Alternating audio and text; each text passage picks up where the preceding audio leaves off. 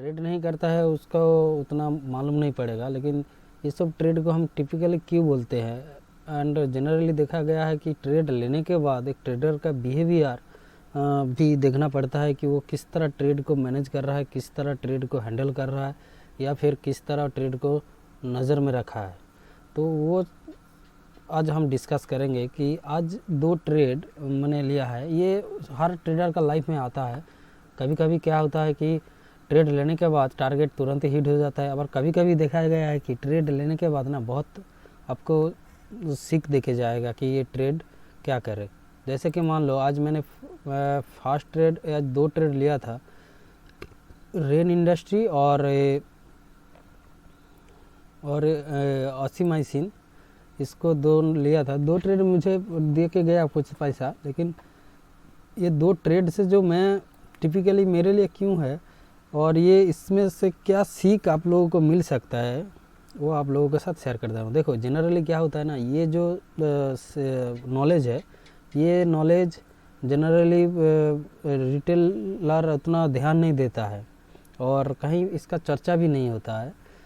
इसको कोर्स बेचता है जो लोग, वो लोग अपना पेड कोर्स में ये सब चर्चा करता है। हम भी ऐसे ही किसी ना किसी के पास पैसा दे के सीखा था, हमने सोचा कि चलो आप लोगों के साथ शेयर कर देता हूँ, क्योंकि ये नॉलेज रहेगा कि ट्रेड लेने के बाद आप किस तरह ट्रेड को पढ़ पाएंगे, रीड कर पाएंगे कि ये प्रॉफिटेबल देगा कि स्टॉप लॉस देगा। उसके लिए एक झलक हम देख लेंगे। जैसे कि मान लो ये है रेन इंडस्ट्री, इसको मैंने यहाँ पे बाई किया था। ये जब ब्रेकआउट दिया था 50 SMA का ऊपर है, स्टॉक में वॉल्यूम भी देख रहा था, और रेंज बनाने के बाद यहाँ पे जब ब्रेकआउट दिया था, ये जो लॉन्ग कैंडल है 11-5 मिनट में ब्रेकआउट देने के बाद इसका नेक्स्ट कैंडल में इसी लेवल पे पास मिल गया था, तो मैंने बाई कर लिया। अब बाई करने के बाद देखो मुझे इस ट्रेड में कितना मतलब होल्डिंग पेशेंस रखना पड़ा। देखो 11-5 के बाद मेरा टारगेट हिट हुआ तो 1-1:30 बजे। तो इस होल्डिंग पीरियड में मेरा दिमाग में क्या सोच रहा था, मैंने क्यों इसको, देखो ये क्या होता है, आप बोल सकते हैं कि इसको दिमाग लगाना क्यों है। ट्रेड लिया, एसएल के लिए छोड़ दिया, या तो फिर टारगेट हिट करेगा या तो फिर एसएल हिट करेगा, वो अलग बात है। लेकिन क्या है, ट्रेड को जब आप डाटा बना के एनालिसिस करेंगे कि एक ट्रेड लेने के बाद मेरा जो ट्रेड प्रॉफिटेबल जा रहा है उसका बिहेवियर कैसा होना चाहिए, वो उसको नॉलेज करना बहुत ज़रूरी है, बहुत बहुत ज़रूरी है। ठीक है, और ये सब वीडियो आसानी से कोई बनाता नहीं है, अपना ट्रेड का केस स्टडी बनाता नहीं है, क्योंकि ये सब वीडियो में उतना व्यूज़ भी नहीं आता है और आदमी सीखना नहीं चाहते हैं। लेकिन जो प्रोफेशनल ट्रेडर है, जो सीखना चाहता है, जो मार्केट में करियर बनाना चाहता है, उनके लिए ये बहुत ज़रूरी है। देखो इसको मैंने लिया 11-10 में ट्रेड को एग्जिट किया। उसके बाद देखो मार्केट में क्या किया, इसको हटा देते हैं। उसके बाद मार्केट ने क्या किया, रेड गिरने लगा। मैंने सोचा कि स्टॉप लॉस हिट कर देगा, लेकिन देखो उसके बाद बाय आ गया। लेकिन इसमें ध्यान देने की बात यह है कि देखो इस पीरियड से लेके यह पीरियड तक अगर आप वॉल्यूम को स्टडी करेंगे, जब मार्केट गिर रहा था तब वॉल्यूम का उतना एक्टिविटी नहीं है। अब आप लोगों को दिखा देते हैं। देखो ये जो वॉल्यूम है ना, ये मेरा ब्रेकआउट वॉल्यूम है। उसके बाद वॉल्यूम देखो उतना खास है नहीं। तो हो सकता है कि ये जो गिर रहा है ये थोड़ा बहुत रिट्रेसमेंट हो सकता है। उसके बाद देखो ये एक बुल कैंडल आया और यहाँ पे वॉल्यूम उतना खास है नहीं, लेकिन बुल कैंडल आया। तो फिर हमने सोचा चलो ये वॉल्यूम के साथ नहीं आया है, मतलब ये स्टॉप लॉस हिट करेगा। लेकिन नेक्स्ट टाइम देखो वॉल्यूम फिर आ गया, बहुत बड़ा वॉल्यूम।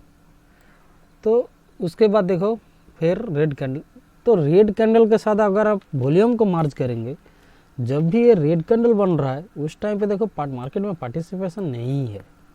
और ये बहुत मतलब क्या है, बहुत इंपॉर्टेंट चीज़ है। आप लोग इसको ध्यान से देखिए, सोचिए, समझिए कि जब ये रेड कैंडल बना के मार्केट गिरने लग रहा है तब वॉल्यूम उतना खास है नहीं, लेकिन जब मार्केट थोड़ा बहुत चढ़ने लग रहा है अच्छा खासा वॉल्यूम आ जा रहा है।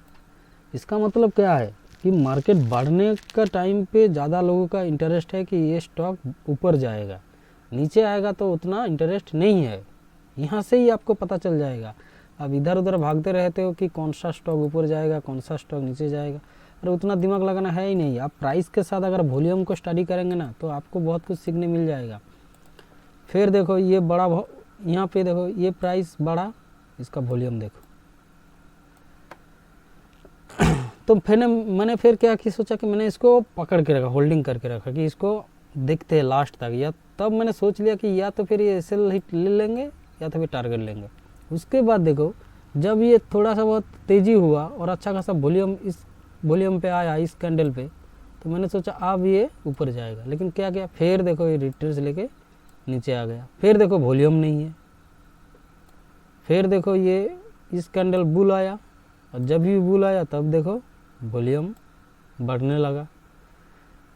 फिर देखो यहाँ से जब ये चढ़ने लगा, तब मुझे जब ये सब कंडीशन हो रहा था ना, तब मुझे पता चल गया था अगर इसको टारगेट देना है ना, तो एक मार्केट में इतना तेज़ी आएगा, बहुत धाई धाई करके ये भागेगा और वो 2-3 कैंडल में टारगेट हिट करेगा।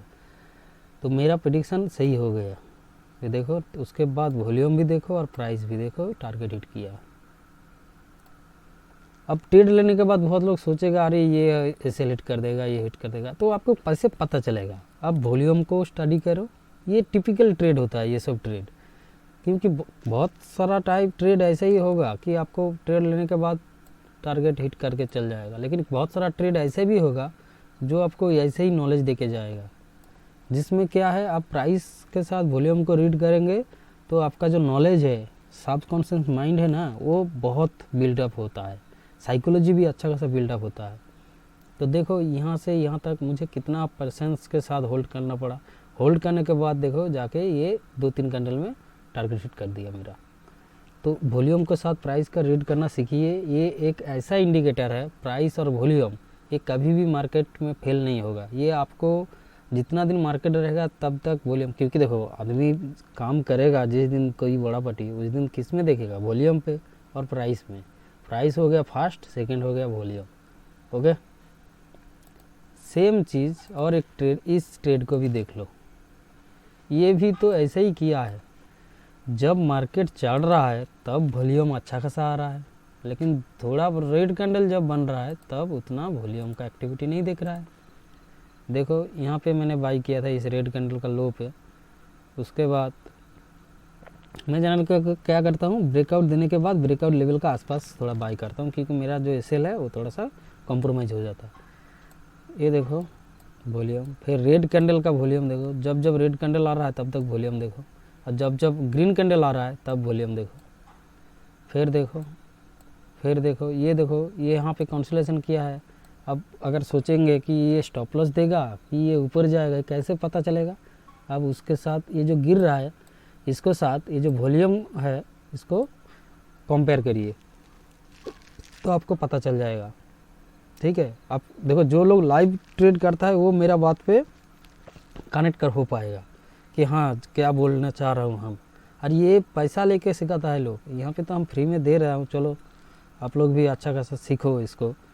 अब वॉल्यूम देखो, फिर देखो जब मार्केट चल रहा है अच्छा खासा वॉल्यूम आ जा रहा है, जब ग्रीन कैंडल बन रहा है तब वॉल्यूम अच्छा खासा आ जा रहा है। उसके बाद देखो मैंने सोच लिया था कि ये 2-3 कैंडल में ये ऐसा ही केस करेगा, देखो 2-3 कैंडल में मेरा टारगेट हिट कर दिया। ओके, तो ट्रेड लेने के बाद ट्रेड आपका सही जाएगा कि गलत जाएगा ये कैसे पता चलेगा? उसके साथ वॉल्यूम को मर्ज करिए कि जब जब आपका साइड में जब जब ट्रेड जा रहा है तब तब वॉल्यूम कितना बन रहा है, जब आपका विपरीत आ रहा है तब उसका आपका वॉल्यूम कैसे बन रहा है, वो देखना बहुत ज़रूरी है। ये 2 चीज़ आप करिए रेगुलरिटी। कोई भी सेटअप पे आप ट्रेड लेते हैं उसको मतलब नहीं है, आप कोई भी सेटअप पे ट्रेड लीजिए, कोई भी इंडिकेटर लगाइए, जो भी लगाइए, लेकिन वॉल्यूम और प्राइस को हम बोलेंगे थोड़ा सा पढ़िए।